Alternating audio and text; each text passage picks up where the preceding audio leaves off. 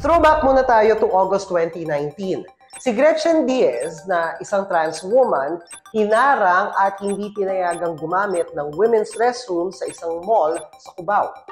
Kumalat agad ang video ng insidente. Marami ang nagprotesta at ang iisang panawagan, ipasa na ang Sexual Orientation and Gender Identity and Expression Equality o SOGI Equality Bill.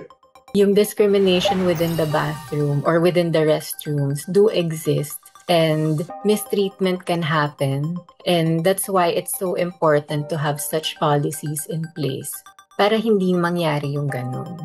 Unfortunately, policies are not yet as established, kaya ganun pa rin yung nangyayari.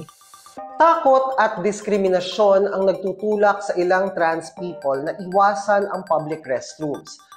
Yung maliit na espasyong inaasahan sana nilang maging safe space, and not so safe space pa rin ba ngayon?